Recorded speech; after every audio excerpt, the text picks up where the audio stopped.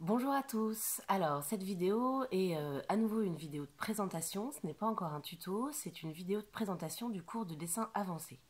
Évidemment, les élèves qui participent à ce cours depuis le début de l'année ou même depuis l'an dernier savent bien ce dont il s'agit. Donc, cette vidéo s'adresse davantage aux autres élèves du collectif qui voudraient reprendre un peu le programme en cours de route ou pour les internautes qui ne nous connaissent pas. Donc ce cours est un peu différent des autres cours donnés par le collectif dans le sens où ce n'est pas un cours de technicité propre, c'est un cours de... C'est comme un tremplin pour développer une démarche artistique personnelle. Donc c'est un cours qui s'adresse à des élèves qui sont autonomes techniquement.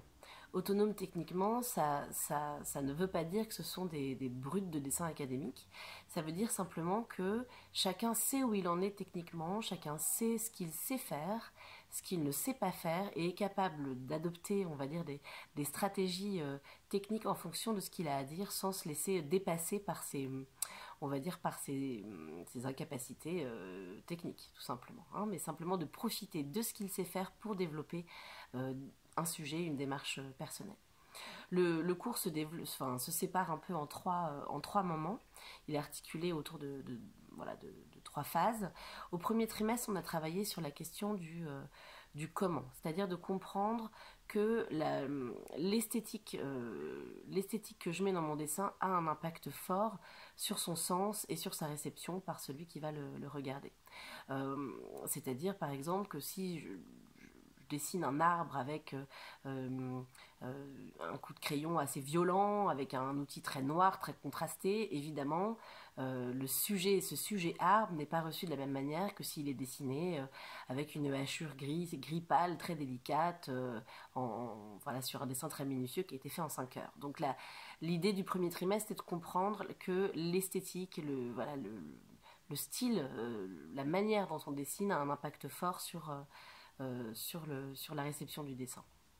On a fait aussi ce premier trimestre des exercices autour de la question du flou, de la question du mouvement, comment est-ce qu'on crée des flous, comment est-ce qu'on crée des mouvements, qu'est-ce que c'est qu'un dessin qui est très chargé ou un dessin au contraire qui s'articule autour des vides. Voilà, donc ça c'était le programme du premier trimestre. Au deuxième trimestre, on est davantage dans la question du parti pris, c'est-à-dire par rapport à un sujet qui est imposé, qu'est-ce que j'ai à en dire moi, et selon ce que j'ai à en dire, comment je le dis.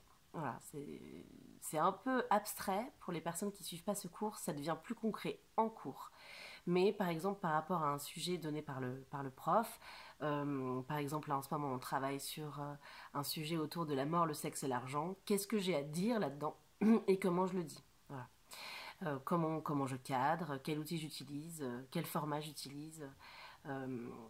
Est-ce que je suis très narrative? Est-ce que je reste très simple? Voilà.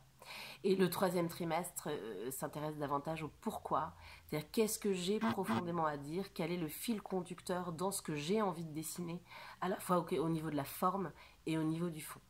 Ce cours est donc très différent des autres cours du collectif puisqu'il repose vraiment sur un projet personnel et les avantages, la richesse de ce cours réside vraiment dans l'accompagnement entre le prof et les élèves et surtout les interactions entre les élèves et, les documents qu'on regarde en cours. Donc vous êtes les bienvenus pour regarder ces tutos, mais ils sont moins techniques. Voilà, ils sont moins techniques, c'est la seule chose à savoir.